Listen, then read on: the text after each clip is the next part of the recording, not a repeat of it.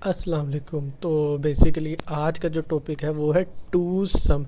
ये leet code पे एक इंटरव्यू कोडिंग प्रॉब्लम है, तो इसको सॉल्व करते हैं। कोडिंग की बात जो है वो बाद में आती है। कोडिंग की बात जो बाद में आती है वो क्यों? क्योंकि आपको इसका कोड नेट पे मिल जाएगा, इसको समझना है। अब जो टू सम का कोड है वो बेसिकली क्या है? अब सबसे पहले हमें टू सम समझना है, तो इसको समझते हैं। सबसे पहले पेंट में चलते हैं, प्रॉब्लम को लेके फिर समझाता हूँ वहाँ पे आपको। तो अब देखो यहाँ पे आपको ध्यान किस चीज़ पे देना है, यहाँ पे स्टेटमेंट पे आपको ध्यान देना है। सबसे पहले तो एग्जैक्टली वन सोल्यूशन, अभी टू सम समझाता हूँ क्या है। एग्जैक्टली वन सोल्यूशन होना चाहिए इसका, ये नहीं कि दो दो तीन तीन आंसर निकल रहे हैं, नहीं। तो सबसे पहले इन्होंने यहाँ पे जो एक्सप्लेनेशन दी है, सबसे पहले समझा देता हूँ कि टू सम क्या है। कि एक जो टारगेट वैल्यू दी जाएगी, टारगेट वैल्यू, अब उस टारगेट वैल्यू को जो दो नंबर ऐड करते हैं वो कौन से हैं। तो अब इसको मैथ से समझने की कोशिश करते हैं। मैथ से वैसे नफरत होती है सबको, तो सबसे पहले कर लेते हैं टारगेट वैल्यू को हम z, क्योंकि x प्लस वाई जो बनेगा वो सम होगा z का, तो इज इक्वल टू z। एक मिनट, अब ज़रा बेहतर समझ आएगा क्योंकि एक हाथ से ब्रश टूल यूज़ नहीं किया जा सकता, शायद कोई कर भी सकता हो। तो x plus Y is equal to z। अब जो z है वो टारगेट है।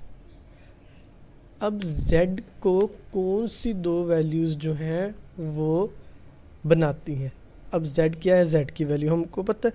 अब मैथ में एक अगर वैल्यू नोन है तो दूसरी वैल्यूज़ कैसे निकालेंगे। अब x plus Y is equal to 9 हमें लेकर आना है। तो सबसे पहले हमें x की वैल्यू फाइंड करनी है। x इज इक्वल टू क्या होगा। अब लिस्ट मैं पाइथन के हिसाब से समझा रहा हूँ। तो लिस्ट में पहला एलिमेंट अगर हम 2 को लेते हैं, 2 को कंसीडर करते हैं पहला एलिमेंट, तो 2 plus Y is equal to 9। अब मैथ में हम क्या करते थे, y को लेफ़्ट साइड पे रखा, is equal to 9 minus 2, answer y is equal to 7। अब y का आंसर 7 आना चाहिए। अभी हमें देखना है कि जो y इज इक्वल टू 7 है वो लिस्ट में मौजूद है कि नहीं।